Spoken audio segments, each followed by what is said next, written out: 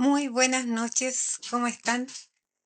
Eh, un gusto saludarles, esperando que estén bien, que hayan tenido un lindo día, un día soleado acá, por lo menos en la quinta región de Valparaíso, y también que estén terminando su semana de trabajo de buena forma. Eh, Hola, ¿cómo están? María, se están. Hola, Jorge, ¿cómo estás? Qué gusto saludarte. Empezamos entonces hoy día con el arte locura, que hoy día hacemos una pequeña diferencia. Tenemos algunas, algunos cambios. Los cambios siempre son, hola, siempre son positivos. Y hoy día tenemos un invitado especial eh, que es un artista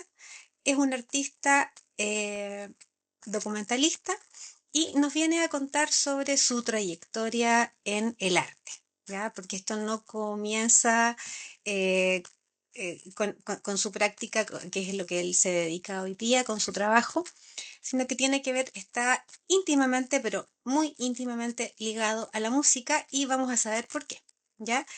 Eh, les puedo comentar de que él es productor ejecutivo, realizador, montajista, postproductor de series y documentales unitarios, entre los que destacan Demoliendo el Muro, Las Cruces, Tempo, Alicahue, entre muchos otros documentales que ha realizado.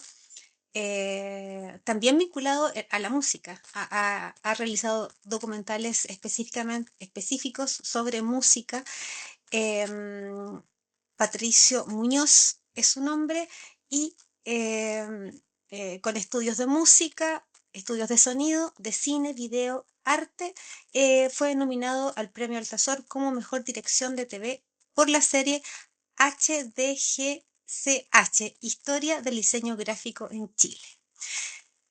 Obtiene premio de trayectoria aporte al cine regional en FESIC, docente de Duoc, sede Viña del Mar, y en Instituto de Arte de la Pontificia Universidad Católica de Valparaíso, socio de la Asociación de Documentalistas de Chile. ¿Ya? Entonces tenemos un poco para introducir, para que conozcamos, tal vez muchas ya conocen sobre Patricio Muñoz, su trayectoria y su arte, que es este arte documental. ¿Ya? Y entonces vamos aquí a...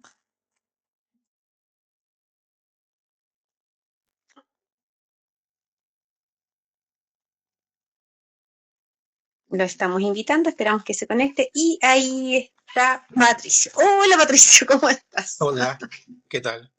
¿Me escuchas Qué bien? gusto verte. Ah, Sí, ¿y tú me escuchas bien? sí, Sí, perfecto, todo bien. sí, todo bien. Ya. Qué bueno. Bueno, yo estaba contando sobre, bueno, a qué te dedicas, qué has hecho. Has tenido un trabajo bastante importante en el área documental, y que queríamos saber un poco más sobre ti, ya sobre tu historia, y cómo empiezas ahí a acercarte a este tema artístico, eh, si pudieras contarnos. A ver, ¿Cómo empieza esto de...? Porque el arte empieza ¿con qué? Para ti, eh, el llamado del arte. no sé, no sé cómo describirlo exactamente, pero yo creo que tiene que ver mucho con la historia con mi padre, porque mi padre fue una persona que estuvo siempre vinculada como a la difusión de la cultura, o del arte, o del deporte, o sea, como unos valores. Entonces, él hizo radio hace mucho tiempo, y yo desde muy chico, o sea, como que los primeros recuerdos que tengo es que mi viejo me llevaba a, a que lo acompañara a la radio, mientras él transmitía los Ujú. programas en vivo. Entonces, para mí eso fue una especie de fascinación por el mundo como de la difusión, por el mundo de la cultura. Él hacía programas de tango, que definió Ya. el tango. Eh, bueno, hizo muchos programas, yo desde muy chico, te hablo 4 años, una cosa así, yo ya me llevaba a la radio, y yo me fui vinculando de esta manera con un universo que tenía mucho que ver con la música. Primero con la difusión de Ujú. la cultura, pero específicamente con la música. Eh, Tú- eso. Y, y siempre, por ahí he visto que sí está, tu padre es Fernando Muñoz. sí, pero Eh, por ahí es un conocido periodista que, como dices tú, se dedicó a hacer radio eh, sí, sí, mi padre tiene una a historia bien, través de él. bien potente, fue muy influyente en la familia, por supuesto, pero también en muchas personas. O sea, como hacía difusión, la gente lo conoció a través de la radio, en los programas que hacía sobre música o a través de las transmisiones que hacía de deporte. Él era comentarista deportivo y periodista deportivo, fue premio nacional de periodismo deportivo. Y claro, varias generaciones como que eh, fueron seguidores de él. Yo no era muy consciente de eso cuando era chico, o sea, sentía que mi papá era seco, pero no cachaba la magnitud que tenía de el impacto en las otras personas, ¿no? Y, Mm. y a nivel regional fue bien importante. Entonces, bueno, ahora yo estoy metido, después te puedo hablar de eso, pero en una especie como de campaña, entre comillas, porque lo quiero postular a hijo de la ¿Sí? ciudad, porque mi viejo hizo toda su Hijo vida en ilustre. Valparaíso, claro, él nació en Ya. Valparaíso, vivió siempre en Valparaíso, murió en Valparaíso, entonces, y no, recién no le dieron el premio en vida, le dieron otros premios, pero el premio que Ya. yo creo que le hubiera gustado no lo recibió. Entonces, ya han pasado algunos años de la muerte de mi papá, van a cumplirse 4 años, y yo me siento ahora como un poquito más de fortaleza, por decirlo así, de revisar su archivo, de meterme Mm. como a ver esas fotos y ver las imágenes y escuchar sus programas de radio nuevamente, ¿no? Entonces, en ese escarbar, como que sentí que era necesario que alguien hiciera algo. En este caso, lo estoy intentando hacer yo a través de una postulación a la municipalidad para ver si que la comisión considera que él podría ser un ilustre de la ciudad. Eso, en eso estoy también. Él, entonces, tu papá te llevaba a la radio y tú ahí conociste los sonidos, la música. Entiendo que tenía un programa de tango. ¿Sí? Tangos. ¿Tango? Y era bien fascinante, Sí, porque tangos. tangos, sí, era muy fascinante porque en esa época trabajaba en la radio cooperativa, Valparaíso, en el centro de Valparaíso, la Plaza Victoria. Y la radio cooperativa está donde ahora está un edificio de una multitienda, ¿no? Donde estaba el Teatro Ujú. Valparaíso, detrás hay un edificio antiguo. Entonces, en el último piso había una radio que era estas radios que uno ve en las películas, como radio con estudio, con piano de cola, una radio que era todo un piso, era una cosa muy impresionante. Entonces yo entraba por un ascensor, que abría la puerta y aparecía la radio. Y la radio era un mundo maravilloso, entre el archivo, los discos, las discotecas, los programadores, los DJs, los micrófonos, el sonido. Entonces yo, sin tener mucha conciencia porque era muy chico, pero sí me fascina. O sea, creo que me marcó para siempre esa experiencia. Tengo como un flash de recuerdo de esos años, ¿no? Y después yo derivé, cuando ya estaba en el colegio, un poco más grande, hacer algo parecido, pero no con tango, no porque no me gusta el tango, sino porque no entendía mucho ¿Ya? el tango. Así que me puse a poner música. Y cuando estaba en el colegio, en octavo, básico, primero medio, me transformé en DJ. eh, y tenía mi empresa y ponía música en las fiestas y las kermés y todas estas Ya. cosas que uno hacía en los 80 en plena ¿Ya? dictadura y como que había que entretenerse en algo. Y yo un poco me ganaba la vida con eso. O sea, al ¿Sí? principio O no, sea, sí, ya. al principio no, pero O después, sea, te ganabas la vida, cobrabas, y tenías tenía una un... pequeña empresa con Sí. unos amigos, éramos socios, teníamos Ah, mira. prestábamos un servicio que era poner música en tus fiestas, y las fiestas fueron agrandadas, Ya. partieron siendo fiestas muy chicas, digamos, pero después terminaron siendo fiestas en gimnasio, kermés de colegio y cosas muy grandes. Entonces, Oh, ya. claro, se transformó en un trabajo, ¿cachai? Yo estaba en el colegio y Claro. mi trabajo era poner música y estar al día con la música y hacer bailar a la gente o hacer, no sé si bailar era la idea, estábamos en dictadura, reitero esto, Claro. era liberar un poco la cabeza. O sea, tú hacías las fiestas en esa época partían a las 9 de la noche y terminaban a la 1 de la mañana, a la 1 de cortar.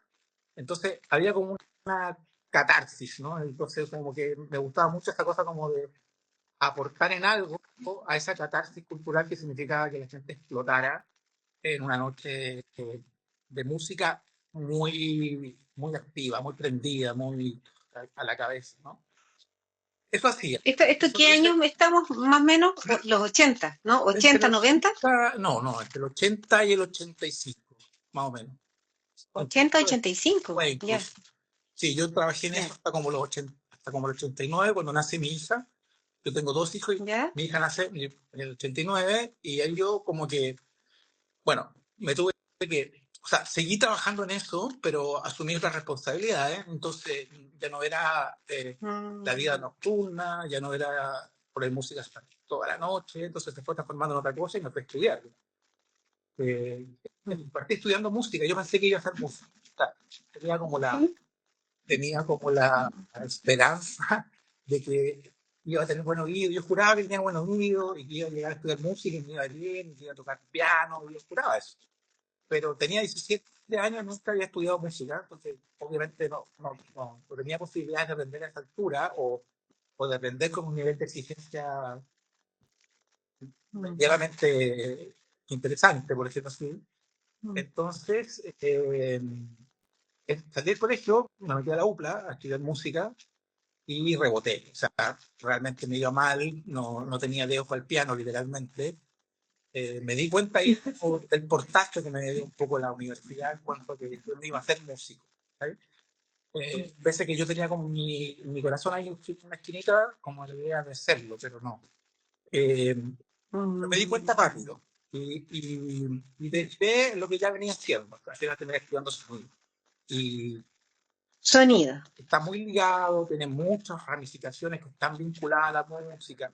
Había estudios de música también, había que saber de música para ser sonista. Y, Ujú, y eso hice, cuando me fui como por el lado, sin tener muy claro a qué me iba a dedicar, o si que finalmente yo iba a ser sonidista, o, o iba a seguir en esta empresa que yo tenía como de adolescente de poner música en la fiesta, no tenía muy claro en ese momento. Fui padre muy joven, entonces eso como que alteró o positivamente cambió un poco las perspectivas y todo, entonces me fui adaptando. mm, ¿Sabes? Como el camino. ujú.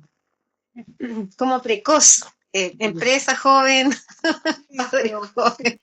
había que hacer algo Intensos años, imagino. había que hacer algo. En dictadura, como Eh, dices tú también, eh, era, para no morir era de distinto. depresión o de pena o de, no sé, de rabia, o sea, había que hacer algo. ¿Cachai? Y yo, lo que yo hacía era muy, hasta esa edad era muy chico también, entonces hacía algo muy inocente, entre comillas. Pero me fui a estudiar a Santiago Unidos y con un amigo, con Alex Morovich, que lo quiero mucho, y nos fuimos a vivir el 87, en un año muy rudo en cuanto a la represión en Santiago. Mm, Llegué a vivir a Santiago el 87 en un año muy complicado. Y vivíamos en una pieza y él estudiaba cine.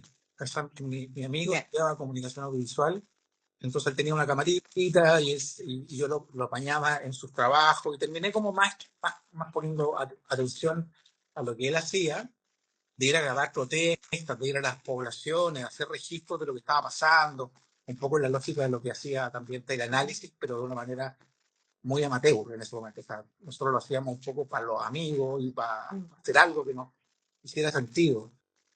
Pero ahí aprendí mucho y me di cuenta, mientras estaba estudiando sonido, me di cuenta que ahí yo tenía algo que hacer. O sea, que mi aporte por el lado de la imagen o de la conexión entre la imagen, el sonido, la música, eh, podría como englobarse, podría como encerrarse en mm, lo que tenía que ver con el cine o con la realización audiovisual en un amplio espectro, no solo películas, sino que videos, mm, documental, reportaje en esa época, denuncia, era como una voz, ¿sabes? Una voz a través de la imagen, donde yo combinaba esos intereses que tenía desde chico, sin haber estudiado cine directamente, aprendí mucho en la práctica con mi amigo Alex. Esto de una voz a través de la imagen. eh, eh, Era una forma de expresión, de esto de difundir lo que grababan cuando empezaste, como te digo, como, eh, me imagino muy intenso todo, o sea, todo pasó muy rápido, llegaste a Santiago. Sí. ¿En serio que andabas filmando en protestas? Sí, ¿sí? no era permanentemente, pero fui a Ya, varias. pero lo hiciste. Sí, claro, fuimos a Ya. varias con la cámara, creyéndonos un poco, éramos muy chicos, pero nos creíamos de alguna Sí. manera algo así como un corresponsal o algo parecido. Nos poníamos donde estaban los profesionales, Mm, ¿no? Los fotógrafos de la AFI o la gente que estaba haciendo del análisis, que estaban ahí poniendo el pecho a las balas literalmente, digamos. Y nosotros éramos unos ujú, pendejos que nos poníamos detrás de ellos, en el fondo, y que, o cerca de ellos, y mirábamos y registrábamos y nos impresionábamos y nos horrorizábamos y todo lo que podías ver en eso. Entonces, un poco como que me remeció y también creo que fue una escuela muy intensa de entender un poquito el rol que tenía la imagen o las posibilidades o las oportunidades que tenía el registro mm, de una acción, como documentar algo, ¿no? Como registrar algo mm, que no sabes para qué lo estás registrando exactamente, porque no tenía un canal de difusión, no era para ganar plata, nada, era porque sentíamos que había un documento ahí, y eso hacíamos. Bien. Y Alex ocupaba esos materiales y hacía trabajos para la escuela, para su escuela, y yo te lo ayudaba musicalizando esos trabajos o no sé, o ir dándolos amateurmente, algo así recuerdo, pero esa ligación mm, se fue volviendo cada vez más intensa y yo creo que ahí me di cuenta de que lo mío no iba a ser el sonido, es como trabajar en sonido, me refiero.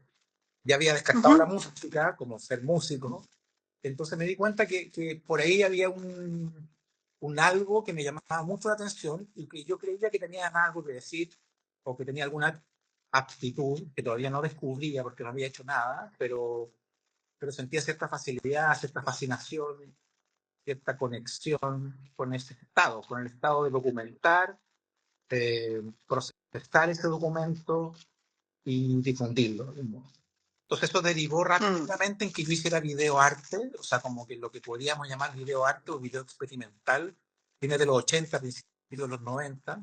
Muchos trabajos lo hice con mismo Alex. Después me puse a hacer algunas cosas solo también. Entonces hubo un trabajo ahí como de 4 o 5 años en que yo experimenté, probé, me fui de alguna manera probando a mí mismo, tomaba la cámara y me iba a registrar un festival de jazz y suponía que de ahí yo podía hacer algo, ¿cachai? Después lo editaba mm, y lo mandaba a un festival de cine en esa época de videoarte y el hecho de que ya quedara en la selección para mí era como wow, como que parece que podía hacer algo.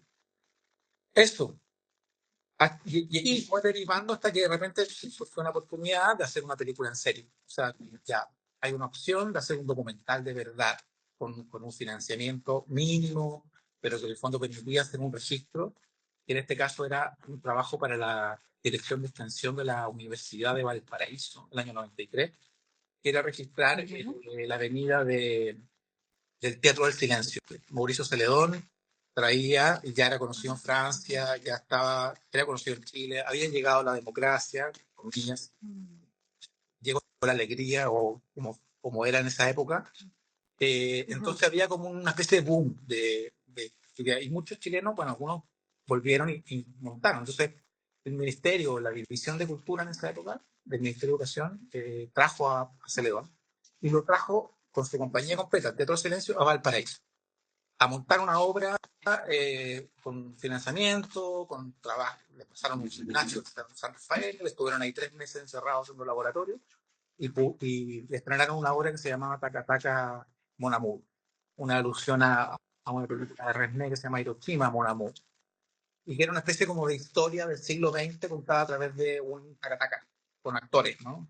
Eh, ya, bueno, en fin, yo estaba cerca de la universidad y me encargaron, o yo postulé, no recuerdo bien cómo fue esa situación exacta, pero terminé haciendo el registro de ese ya, montaje, de todo el proceso de montaje de teatro, de la creación, de la composición, de todo.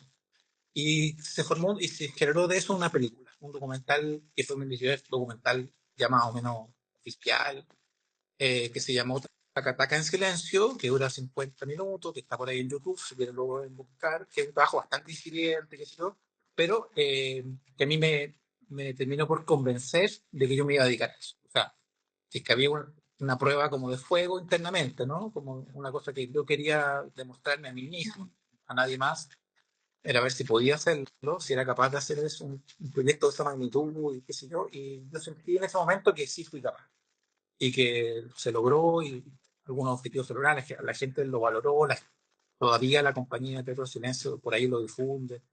Entonces, fue una experiencia increíble trabajar con Mauricio Celedón de muy cerca, un creador muy poderoso, muy potente, con un discurso muy claro, con una estética muy formada, y aprendí mucho. O sea, fue una escuela brutal de 4 meses intensivos, y de ahí yo decidí a dedicarme a esto. O sea, de ahí mm, no hubo vuelta atrás, digamos, no, ya no volví a hacer sonido y me quedé siempre tratando de levantar proyectos de una u otra manera eh, Mm, en el audiovisual. ujú. Sí, es curioso que cuando comentabas tu experiencia en las marchas, protestas, esto que grababan con tu amigo, tu primer acercamiento. eh, eh, También lo pensaste como una voz, una imagen, voz-imagen, y después hiciste esto con el teatro del silencio. Sí, Entonces, hay algo de la expresión ahí que parece que está muy vinculado a tu deseo ahí de poder expresar, ¿no? Como algo. sí, Eh, claro. eh, Sí, sí. yo creo que siempre Como el eso. salir del silencio, que pues, el silencio, la voz, la imagen, Sí, una forma de decir. exactamente.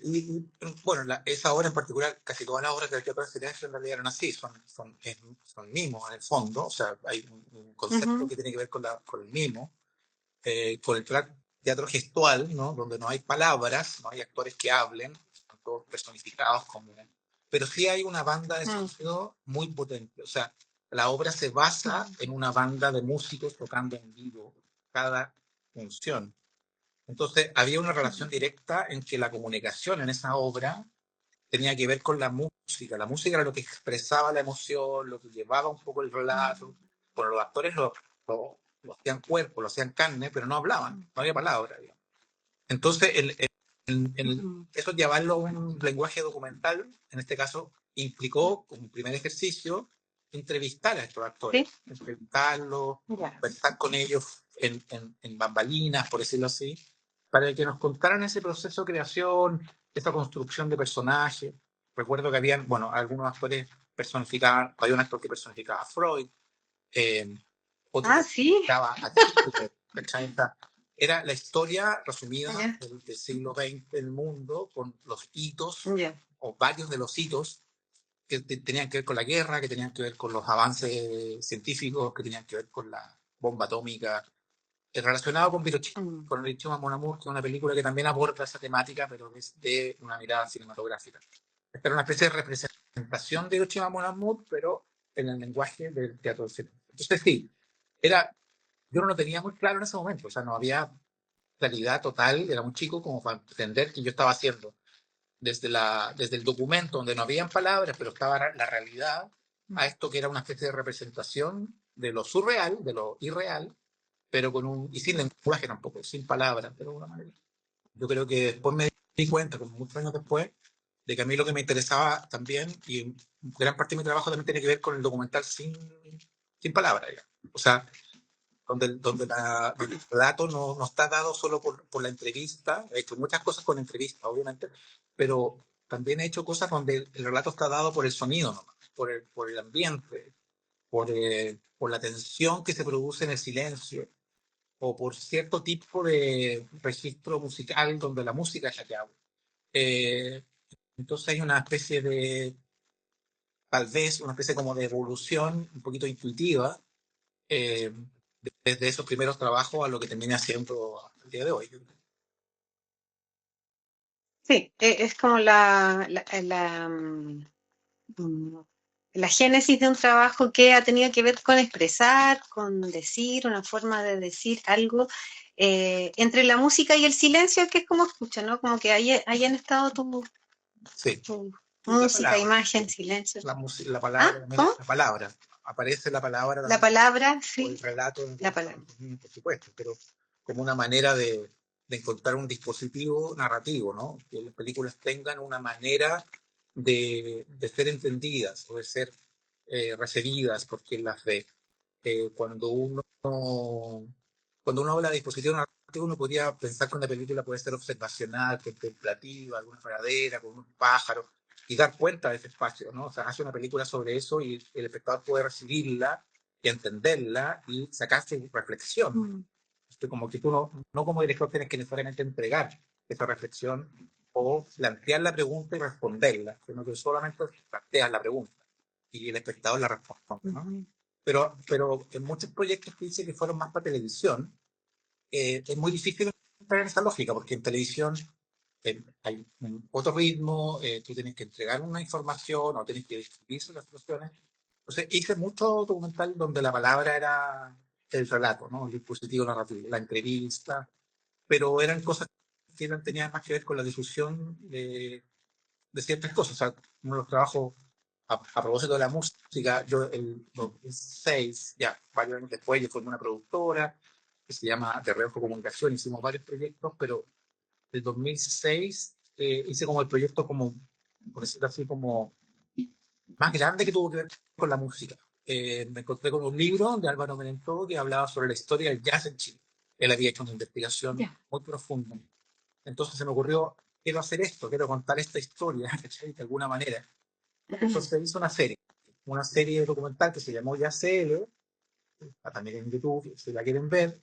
Y esa serie, Ya, CL, ya.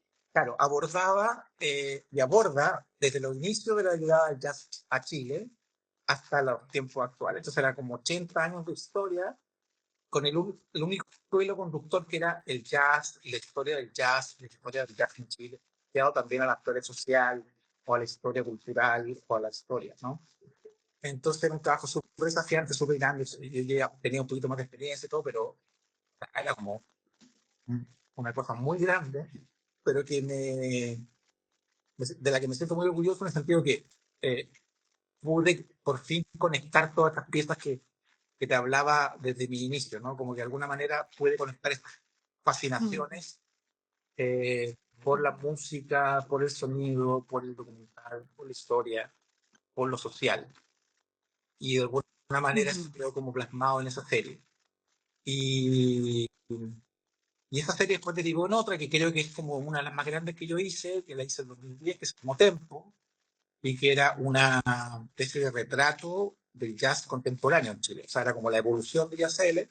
Nos dimos cuenta cuando hicimos Jazz L con el equipo que el jazz en Chile estaba en un nivel altísimo, altísimo, altísimo, que había muy buenos exponentes, que había muy buenos compositores, que había muy buenos intérpretes, a un nivel que la gente no conocía. Yo no conocía. De hecho, mucha gente que me apareció en la investigación de ACL no tenía idea.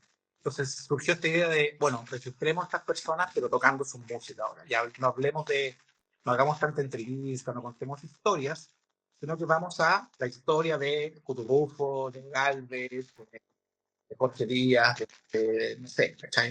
De Nicolás Vera, Jorge etc. Díaz, Jorge Díaz, tuvo un sí, programa, sí, claro. sí, Tiene un capítulo sí, sí, entero sí. de Tempo, Jorge Díaz Trío. Entonces, Sí. generamos una sesión de cámara muy chiquitita, pero Ujú, filmada, con muchas cámaras, y ellos tocaron en vivo, ujú, nosotros grabamos eso y después le agregamos un pequeño relato, pero en el fondo la serie era escuchar los temas en completo. Y para mí eso era como ujú. fantástico, porque lo puedes colocar en televisión a un tema de jazz que dura 14 minutos entero, ¿cachai? Como, y apreciarlo, apreciarlo y escucharlo muy bien y verlo muy bien y tratar de como de Mm, llevarlo a imágenes y tratar de interpretar esa esencia, esa potencia, esa cadencia, etcétera. Entonces ya era un trabajo como de laboratorio y de mucho estudio. Fue una serie que se demoró como 3 años más o menos en hacerse, 11 capítulos de 1 hora, eh, que fue un laboratorio, fue mucho mm. estudio, fue creo que de los proyectos que yo he hecho con relacionados con la música, sin duda el más grande o el más ambicioso o el resultado fue más logrado, digamos, por decirlo de una manera. Cuando, mira, curioso, te encantó el jazz y tu papá se dedicó al Sí, tango. ¿Mm? Hay una relación, Coincidencia. digamos. Transmisión, legado. Hay una relación, Sí, claro, sí, pues sin duda. sí, Me encanta el tango, sí. me gustó. Y lo que pasa es que al lado de mi padre, que era como una especie de erudito, así un investigador, yo era nada, o sea, yo me gustaban ciertos tangos nomás y ciertos, y me gusta la Goyeneche y todo. Y tengo algunos discos de tango y todo, pero no sé nada, o sea, pura intuición. Pero sí me gustaba ¿Y en qué te parece? el sonido de cámara, ¿no? Es en qué- como el Sí. sonido instrumental, en la cosa como del sentimiento, lo popular también. El tango también Mm, era muy de barrio, tenía un lenguaje propio, el lunfardo, la manera en cómo se habla, mm. el coa, ¿no es cierto?, en porteño, en Argentina. Y a mí siempre me llamaba mucho la atención que mi papá se sabía las letras de memoria. O sea, algunos textos de algunos tangos que están hablados enteramente en lunfardo. O sea, que si tú los lees no se entiende nada porque son puras frases y coa medio, Mm. claro, y de los años 30, de los años 40, un coa muy raro. Y mi viejo le encantaba ese juego de palabras, entonces se lo sabía como los recitaba. ¿Sí? En la mesa, así, almorzando recitaba sus cosas. Y yo no entendía nada. O sea, me acuerdo que no entendía nada, era muy chico. ¿Qué es esto? Entonces siempre me llamó la atención como hacer cosas como de encontrar un lenguaje propio.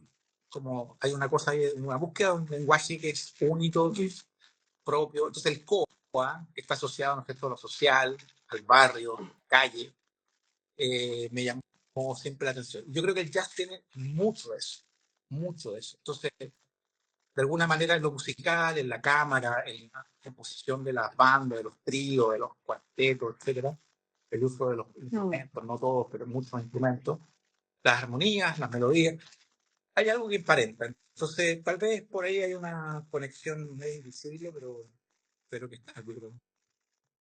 La improvisación en el jazz, ahí hay algo Sí, tal vez que es como bien espontáneo. sí, Eh, Puede ser, eso también.